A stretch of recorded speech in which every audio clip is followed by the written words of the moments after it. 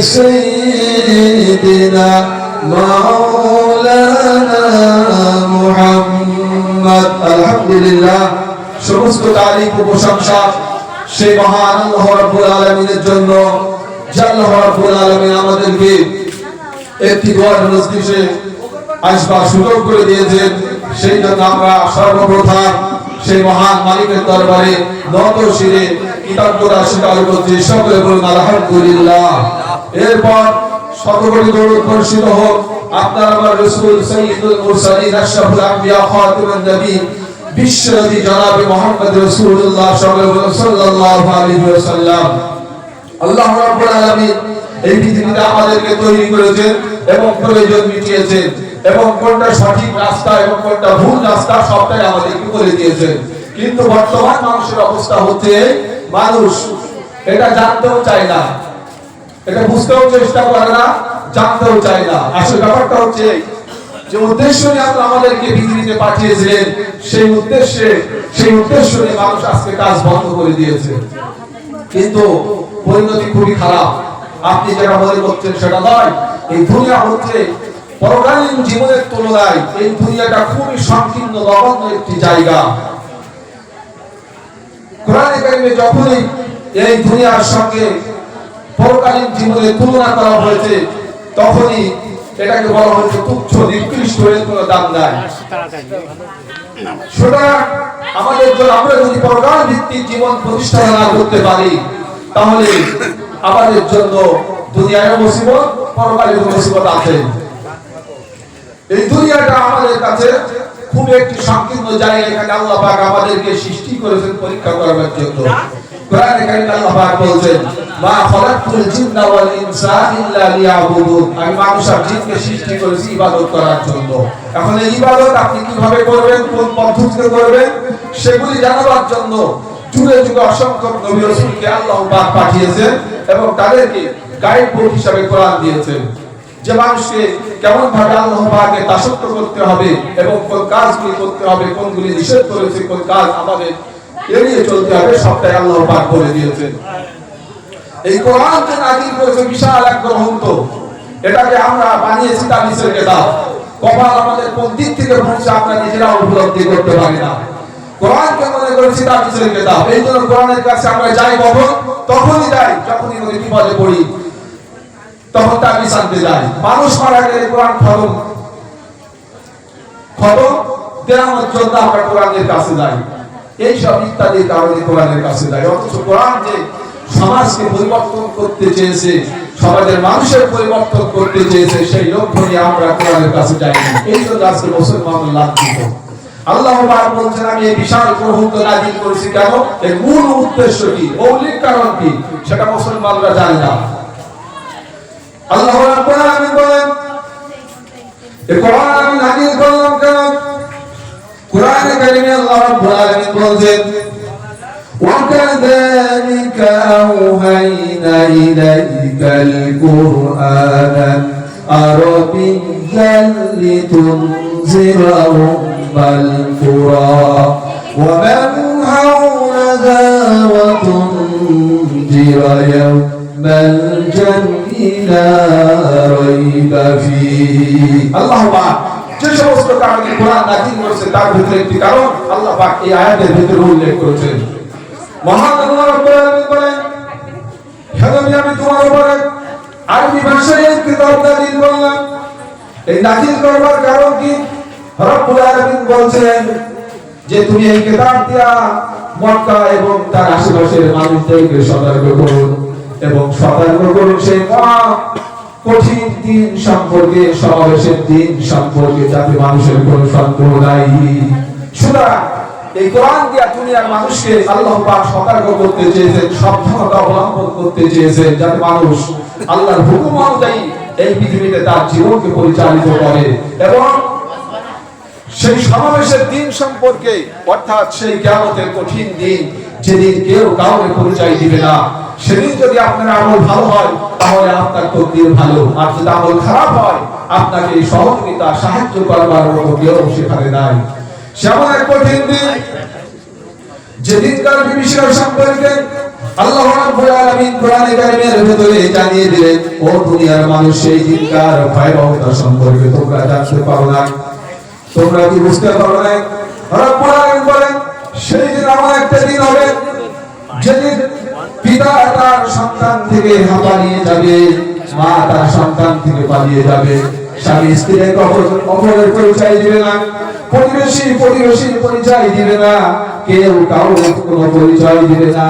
আল্লাহ রাব্বুল আলামিন কোরআনে কারীমের ভিতরে ঘোষণা করছেন, ইয়াউমা ইয়াফিরুল মারউ মিন আখিহি ওয়া উম্মিহি ওয়া আবিহি ওয়া সাহিবাতিহি ওয়া বানিহি।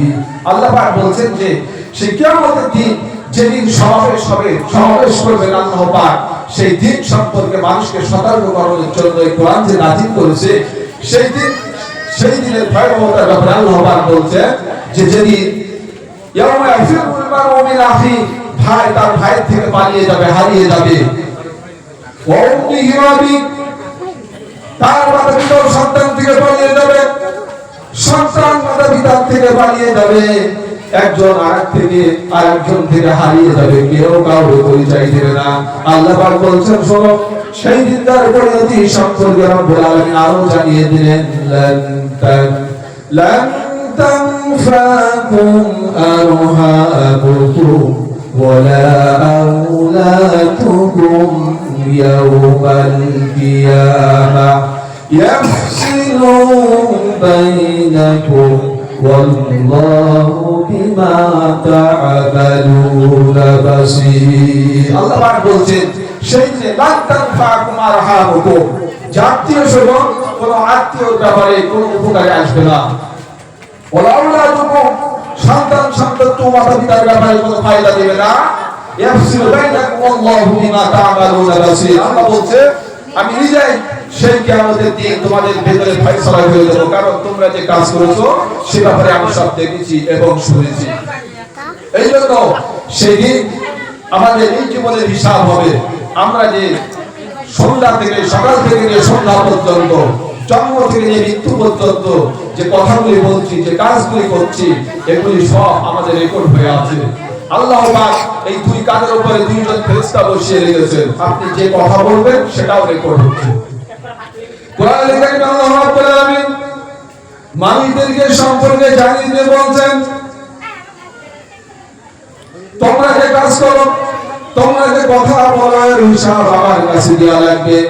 আল্লাহ পাক বলেন, মা ইয়ালফিযু মিন কাওলিন ইল্লা লাদাইহি রাকীবুন আতীদ। মানুষ, তোমরা যে কথা বলো, এই কথাগুলি সব রেকর্ড হয়ে যেতেছে। কিয়ামতের দিন এটা আপনাকে শোনানো হবে বা দেখানো হবে। সুতরাং আপনার মুখ আছে বলে, গায়ে শক্তি আছে বলে আপনি যা ইচ্ছা তাই বলতে পারবেন না, মিথ্যা কথা বলতে পারবেন না, মিথ্যা ওয়াদা করতে পারবেন না, মানুষকে ঠকাতে পারবেন না। মানুষের অধিকারকে আপনাকে প্রতিষ্ঠা করতে হবে। ইবাদত মানে শুধু নামাজ রোজা নয়। আজকে আপনি ইবাদতকে একটা সংকীর্ণতার ভিতরে আবদ্ধ করে ফেলেছি। নামাজ রোজা হজ যাকাত এগুলি ইবাদত মনে করি, কিন্তু পরিবেশের হক আদায় করি না। মানুষের অর্থ সম্পদ অন্যায়ভাবে ভোগ করার জন্য প্রতিযোগিতা শুরু হয়েছে। বর্তমান পরিবেশ যেটা, মানে কেমন ভাবে আপনি মানুষকে ঠকিয়ে আপনি নিজে বড় হবেন, এটার প্রতিযোগিতা বর্তমান সমাজে শুরু হয়ে গিয়েছে। কিন্তু আপনার এত হিসাব দেওয়া লাগবে। কিয়ামতের দিন সবথেকে ব্যর্থ হবে তারা, যারা অন্যায়ভাবে মানুষের উপর জুলুম করেছে, মানুষের অধিকারকে নষ্ট করেছে। এই জন্য মানুষের অধিকার নষ্ট করা যাবে না, এটি ইবাদতের একটি মৌলিক উদ্দেশ্য। কিন্তু মানুষ নিজের স্বার্থের দিকে লক্ষ্য করে দুনিয়ার জন্য এই সব কাজগুলি ভুলে গিয়েছে। একদিকে মানুষের ক্ষতি করতে, অপরদিকে শেষদায় গিয়ে জান্নাত খোঁজার জন্য চেষ্টা করছে। ভাই, এক আজীব তামাশা। আপনি মানুষের জন্য অধিকার নষ্ট করেন, আপনি মানুষকে ক্ষতি করেন, মানুষের অর্থ সম্পদ অন্যায়ভাবে শোষণ করেন, আবার শেষদায় গিয়ে জান্নাত খুঁজবেন, এটি অসম্ভব। এই জন্য মানুষের হককে আদায় করতে হবে, মানুষকে ন্যায্য মূল্য দিতে হবে, মানুষের অধিকারকে প্রতিষ্ঠা করতে হবে। নবী করিম সাল্লাল্লাহু আলাইহি ওয়াসাল্লাম যখন নবুয়ত পেলেন, এই নবুয়ত পাওয়ার পর তিনি নামাজের কথা বলেনি, রোজার কথা বলেনি, হজ যাকাত কোনো কথা বলেনি, শুধু বলেছে, ইয়া আইয়ুহান নাস কুল লা ইলাহা ইল্লাল্লাহ তুফলিহুন। হে মানব সকল, তোমরা এই কথা ঘোষণা করে দাও যে আল্লাহ ছাড়া কোনো ইলাহ নাই, কোনো রব নাই, কোনো উপাস্য নাই। এই কথা বলবার কারণে যে নবীকে তারা সত্যবাদী বিশ্বাসী বলে উপাধি দিয়েছিল ওই সমাজের মানুষ, সেই মানুষগুলোই গালিগালাজ শুরু করে দিল যে মুহাম্মদ সাল্লাল্লাহু আলাইহি ওয়াসাল্লাম সম্পর্কে নানান গালিগালাজ শুরু করে দিল। কেন গালিগালাজ দেওয়ার কারণ হচ্ছে তারা এই কথা সহজেই বুঝতে পেরেছিল যে আমরা যদি এটা মেনে নিই যে লা ইলাহা ইল্লাল্লাহ, আল্লাহ ছাড়া কোনো ইলাহ নাই, রব নাই, উপাস্য নাই, আইনদাতা নাই, বিধানদাতা নাই, তাহলে আমরা আমাদের ইচ্ছা অনুযায়ী চলতে পারবো না। মানুষের অর্থ সম্পদগুলি অন্যায় পন্থায় বাতিলভাবে শোষণ করতে পারবো না। এই জন্য তারা এই লা ইলাহা ইল্লাল্লাহ এই দাওয়াতের বিরোধিতা করেছিল। কিন্তু একদিকে আজকে বর্তমান মুসলমান লা ইলাহা ইল্লাল্লাহ জিকির করছে, অপরদিকে মানুষের অধিকার নষ্ট করছে, মানুষের সম্পদ তছরূপ করছে, মানুষের উপর অত্যাচার করছে। এই ধরনের সব অত্যাচারের সঙ্গে মানুষ জড়িত। আসলে এটা ইসলাম বোঝে না। এই জন্য আপনাকে বুঝতে হবে ইসলামটা কি জিনিস। কোরআন কেন আল্লাহ বাদ দিয়েছে? কোরআন দিয়েছে আপনি যে কাজ করবেন এর একটা হিসাব হবে কিয়ামতের দিন, এবং সেই হিসাবে যদি আপনি ব্যর্থ হন আপনাকে জাহান্নামে যাওয়া লাগবে, কোনো সন্দেহ নাই। আল্লাহ রাব্বুল আলামিন বলেন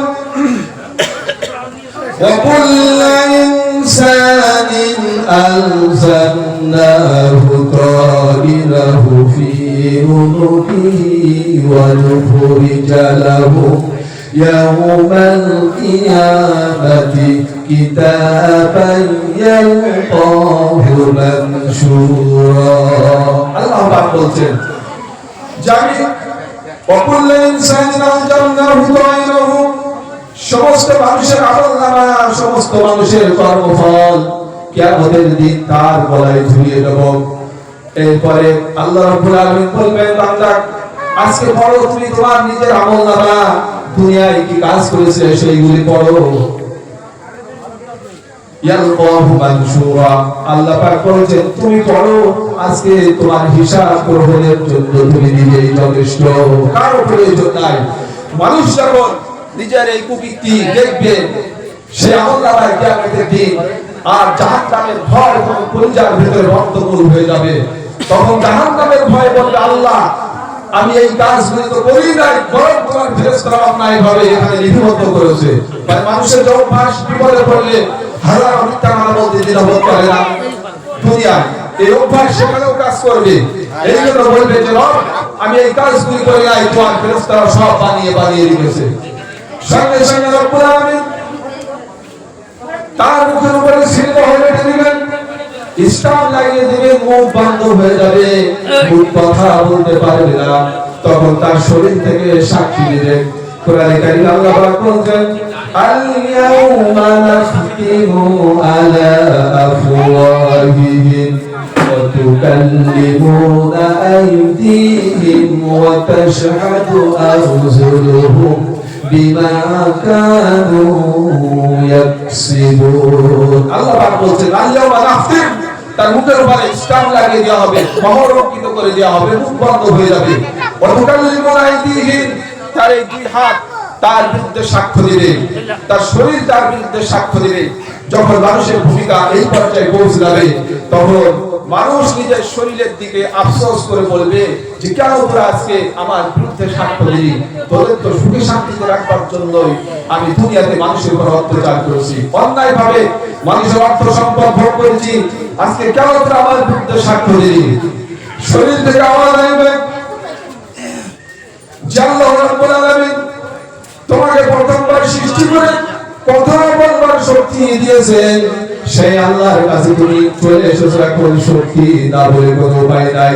যখন মানুষ এই পর্যায়ে পৌঁছে যাবে তখন আফসোস করে বলবে রব্বুল আলামিন মেহেরবানি করে দয়া করে আমাকে একবার দুনিয়ার জমিনে পাঠিয়ে দাও, আমি ভালো কাজ করব আর খারাপ কাজ করব না।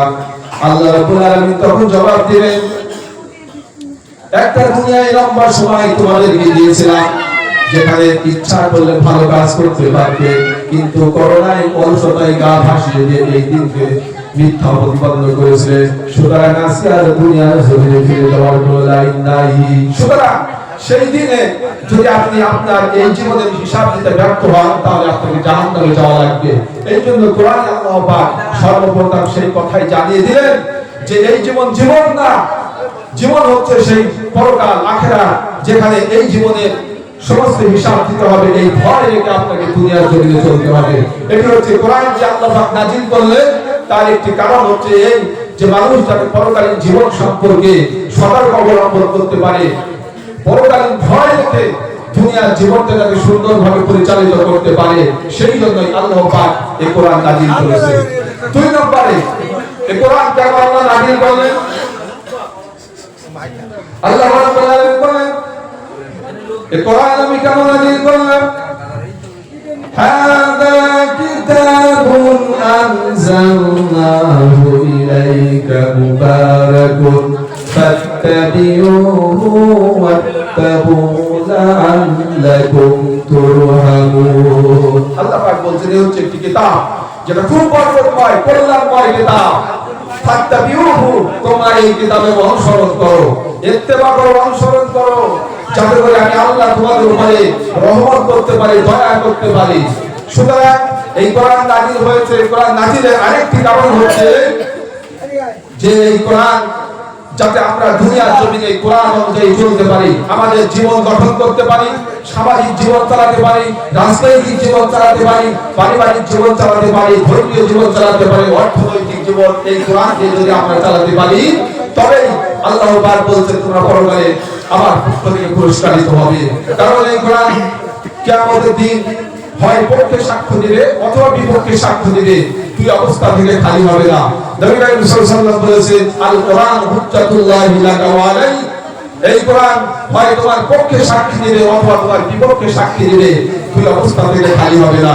সুতরাং আমরা যদি সেই কোরআনের পক্ষে সাক্ষী পেতে চাই, কোরআন আমাদের পক্ষে যদি সাক্ষী দেয়, তাহলে এই দুনিয়ায় আমাদেরকে কোরআন অনুযায়ী জীবনকে পরিচালিত করতে হবে। অন্যথায় কিয়ামতের দিনে কোরআন আমাদের বিপক্ষে সাক্ষী দেবে, আর কোরআন যার বিপক্ষে সাক্ষী দেবে তার ঠিকানা জাহান্নাম ছাড়া কিছুই হতে পারে না। এই জন্য আপনাকে কোরআন বুঝতে হবে, কোরআন জানতে হবে, সেই অনুযায়ী জীবন চলতে হবে, চালাতে হবে, তবেই আমরা দুনিয়ায় শান্তি পাবো এবং পরকালে মুক্তি পাবো। আল্লাহ রাব্বুল আলামিন বলেন, শোনেন এই কোরআন আমি কেমন নাযিল করলাম? কিতাবুন আনজালনাহু ইলাইকা লিতাহকুমা বাইনান নাসি বিমা আরাকাল্লাহ ওয়া লা তাকুন লিল খায়িরিনা খাসীমা। এটা হচ্ছে নাম্বার 3 নম্বর কারণ যে আল্লাহ কোরআন নাযিল করলেন কেন? লিতাহকুমা বাইনান নাসি বিমা আরাকাল্লাহ। আল্লাহ বলেছেন কোরআন নাযিল করলাম এই জন্যই যাতে করে তোমরা এই কোরআন দিয়ে মানুষের মধ্যে ইনসাফ প্রতিষ্ঠা করতে পারো, ন্যায় প্রতিষ্ঠা করতে পারো। সেই জন্য আমি আল্লাহ রাব্বুল আলামিন এই কোরআন নাযিল করেছি। এত চিল্লালে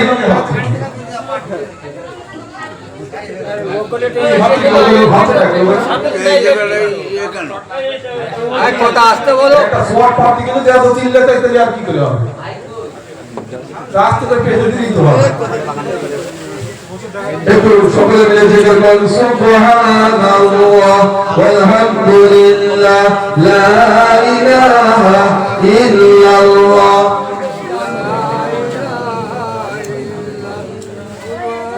সুবহানাল্লাহ ওয়ালহামদুলিল্লাহ লা ইলাহা ইল্লাল্লাহ লা ইলাহা ইল্লাল্লাহ মুহাম্মাদুর রাসূলুল্লাহ।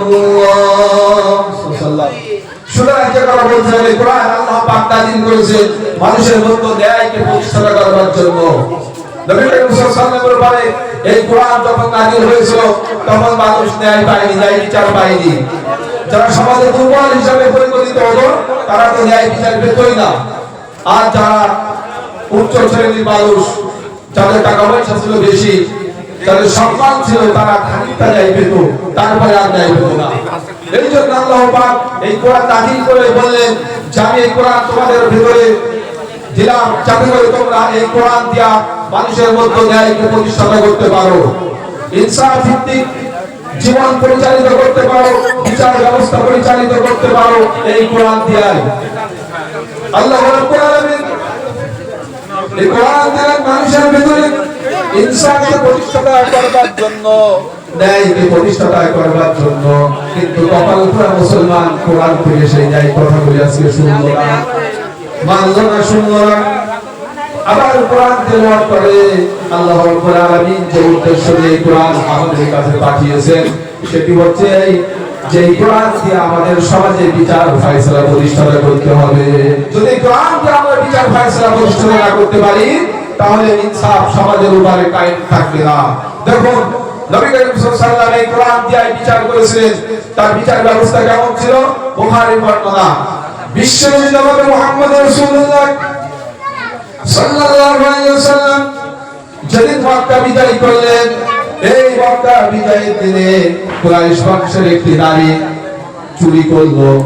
যখন সে চুরি করলো তখন তার বিধান হলো সে নারী হোক অথবা পুরুষ হোক, যদি চোর প্রমাণিত হয়, সে যদি চুরি করে তাহলে তার হাত কেটে দিতে হবে। এখন কুরাইশ বংশের নারী চুরি করেছে, হাত কাটা যাবে। সাহাবায়ে কেরাম পরামর্শ করলেন আল্লাহর হাবিবের কাছে, এ ব্যাপারে নালিশ করা হলো যে তার গোত্রের নারী চুরি করেছে, হাত কেটে দিলে তার গোত্রের দুর্নাম হবে, কিয়ামত পর্যন্ত দুর্নাম থেকে যাবে যে রাসূলের গোত্রের মেয়ে চুরি করেছে। সেই জন্য সাহাবায়ে কেরাম পরামর্শ করলেন তাকে হাত কাটার পরিবর্তে জরিমানা স্বরূপ কিছু ধার্য করে হাত কাটা থেকে তাকে মুক্ত করা হোক। যখন এই সিদ্ধান্ত হলো, কিন্তু বিশ্বনবীর কাছে এই কথা বলবে কে? যখন সে চুরি করেছে তখন কোরআনে এই বিধান অলরেডি নাযিল হয়েছে, আস-সারিকু ওয়াস-সারিকাতু ফাকতাউ আইদিয়াহুমা, চোর পুরুষ এবং নারী হোক পরোয়া নাই, উভয়ের হাত কেটে দিতে হবে। এই আয়াত অলরেডি নাযিল হয়ে গেছে। যখন আয়াত নাযিল হলো, এখন এই ব্যাপারে রাসূলের কাছে গিয়ে সুপারিশ করে দেখে সাহাবায়ে কেরাম পরামর্শ করলেন যায়েদ ইবনে ওসামাকে পাঠানো হোক। যে যায়েদ ইবনে ওসামা ছিলেন রাসূলের সম্পর্কে নাতি, মানে ওসামা ছিলেন রাসূলের নাতি, সেই হিসাবে ওসামার দাদা হচ্ছে আল্লাহর হাবিব সাল্লাল্লাহু আলাইহি ওয়াসাল্লাম। এখন নাতি তার দাদার কাছে এসে সুপারিশ করছে যে ইয়া রাসূলুল্লাহ, আজকে কুরাইশ বংশের একজন নারী চুরি করেছে। সুতরাং সাহাবায়ে কেরামের পরামর্শ হচ্ছে যে যেহেতু ওটা আপনার গোত্র, যদি আপনি হাত কেটে দেন তাহলে কিয়ামত পর্যন্ত এই গোত্রের দুর্নাম মানুষের ভিতরে থেকে যাবে যে কুরাইশ বংশের নারী চুরি করেছে। সুতরাং তাকে হাত কাটা থেকে রেহাই দিয়ে তাকে আপনি জরিমানা স্বরূপ কিছু ধার্য করুন। যখন এই কথা আল্লাহর হাবিব শুনলেন, আল্লাহর হাবিবের চেহারা রক্তিম বর্ণ ধারণ করলো, লাল হয়ে গেল। রাসূলুল্লাহ কিছু বললেন না ওসামাকে। এরপরে আল্লাহর হাবিব ভাষণ দেওয়ার উদ্দেশ্য দাঁড়িয়ে গেলেন। দাঁড়াবার পরে আল্লাহর হাবিব সাহাবায়ে কেরামের সম্মুখে বললেন, ইন্নামা আহলাকা ক্বাবলাহুম আন্নাহুম কানু ইযা সারাকা ফীহিমুশ শারীক তারকুহু ওয়া ইযা সারাকা ফীহিমুজ যায়ব আকামু আলাইহি হাদ ওয়া মা সারাক।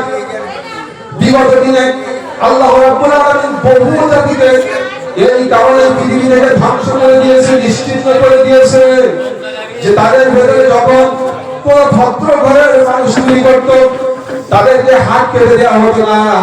আর যখন কোন দুর্বল শ্রেণীর মানুষ, কোন গরিব মানুষ যখন চুরি করত তখন তার উপরে শরীয়তের বিধান কার্যকারী করা হতো, তার হাত কেটে দেওয়া হতো। সুতরাং এই অবিচার করবার কারণে আল্লাহ রাব্বুল আলামিন বিগত দিনে বহু জাতিকে এই দুনিয়া থেকে ধ্বংস করে দিয়েছে।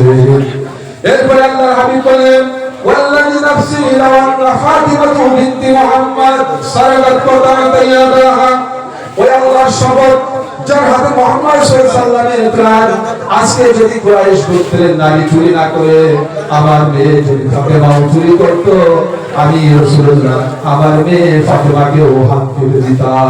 এই ছিল রাসূলের বিচার পদ্ধতি। কে মেয়ে, কে ভাই, কে স্ত্রী দেখবার কোনো প্রয়োজন নাই। অন্যায়কে অন্যায় হিসেবে যে স্বীকৃতি না দেয় তার থেকে বড় জালিম আর পৃথিবীতে কেউ নাই। সুতরাং অন্যায় যেই করুক না কেন আপনাকে অন্যায়ের সাজা দিতেই হবে।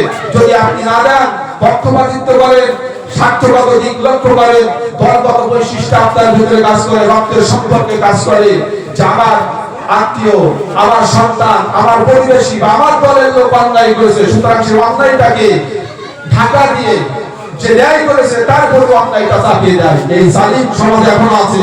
সুতরাং এই জালিমদের কারণে এই সমাজের মানুষ, এই জাতির মানুষকে আল্লাহ পাক বিগত দিনে এই পৃথিবীকে ধ্বংস করে দিয়েছেন। সুতরাং এই অন্যায়ের মোকাবেলা করতে হবে। সুতরাং অন্যায়কে যদি আপনি মোকাবেলা না করে চুপ করে ঘরে বসে থাকেন, তাহলে কোরআনে কারিমে আল্লাহ পাক এদের ক্ষতি সম্পর্কে বলছেন যে অন্যায় যে করে এবং অন্যায় যে সয় উভয় সমান অপরাধী। সুতরাং অন্যায় হিসাবে আপনাকে তার বিচার ফয়সালা করতেই হবে। যদি আপনি না করেন তাহলে আপনার গোটা জাতি ধ্বংস হবে, যারা তাকে সহযোগিতা করবে তারাও ধ্বংস হবে। আল্লাহ পাক বলছেন وَاتَّقُوا فِتْنَةً لَا تُصِيبَنَّ الَّذِينَ ظَلَمُوا مِنكُمْ خَاصَّةً।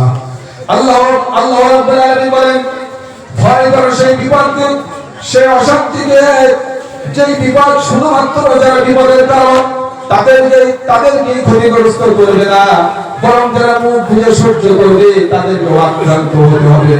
এই ব্যাপারটা একটা দৃষ্টান্ত দিয়ে বুঝবেন। ধরুন আপনার বাড়ির সামনে ড্রেনের ভিতরে একটি কুকুর পড়ে আছে, একটি বিড়াল পড়ে আছে। এখন যার বাড়ির সামনে এটি হয়েছে সেই বাড়ি অলপ ফেলছে না, বাড়ির আশেপাশে যারা আছে তারাও ঢালবার চেষ্টা করছেন না। এখন এই কুকুরটা মরে যখন দুর্গন্ধ ছুটবে, শুধুমাত্র যার বাড়ির সামনে রয়েছে তার পরিবেশকে আনা নষ্ট করবে না, বরং বাড়ির আশেপাশে যারা আছে তাদের সকলের পরিবেশকে সমানভাবে নষ্ট করবে। অনুরূপভাবে অন্যায় যে করে এবং অন্যায় যে সহে উভয়ের সমান অপরাধ, উভয়কে ক্ষতিগ্রস্ত হতে হবে। আপনাকে অন্যায়ের বিরুদ্ধে কথা বলতে হবে। যদি কথা না বলেন ক্ষতিটা কি হবে, এটা কোরআন থেকে শুনবেন।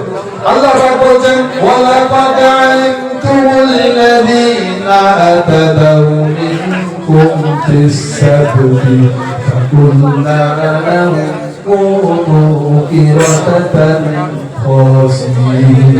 আল্লাহ পাক বলেন, বনী ইসরাঈলের এক সম্প্রদায়ের কথা উল্লেখ করে কোরআনে কারিমে আল্লাহ পাক এই আয়াতটি তুলে ধরেছেন যে আপনি যদি অন্যায়কে অন্যায় হিসাবে না দেখেন, আপনি যদি অন্যায়কে সমর্থন করেন, তাহলে আপনার ক্ষতিটা কেমন হবে এটা আল্লাহ পাক আয়াত দিয়ে কোরআনে কারিমে মানুষকে জানিয়ে দিয়েছেন। যে ইহুদিদের মধ্যে একটা সম্প্রদায় ছিল যে আল্লাহ পাক ইহুদিদের জন্য শনিবারের দিন নদীর মাছ ধরা এটা নিষেধ করেছিল। তারা যুক্তি দেখিয়েছিল যে এটা হচ্ছে আমাদের সাপ্তাহিক ইবাদতের দিন, সুতরাং এই দিনে আমরা মাছ ধরবো না, শুধুমাত্র আল্লাহর ইবাদত করব। তো যখন ইবাদত করবার দিন, এই দিনে মাছ ধরা নিষিদ্ধ আল্লাহর পক্ষ থেকে ঘোষণা করা হলো। কিন্তু ইহুদিরা ফোন দিয়ে আসলো কি যে শনিবারের দিন যখন আসতো আল্লাহ পাক তাদেরকে পরীক্ষিত করবার জন্য মাছগুলি নদীর কিনারায় ভিড় জমাতো। যখন ভিড় জমাতো তখন তারা জাল দিয়ে ব্যারিকেড করে রাখতো। তখন যখন তাদেরকে বলা হলো যে আল্লাহ পাক যে শনিবারের দিন মাছ ধরা নিষেধ করেছে, তোমরা ধরলে কেন?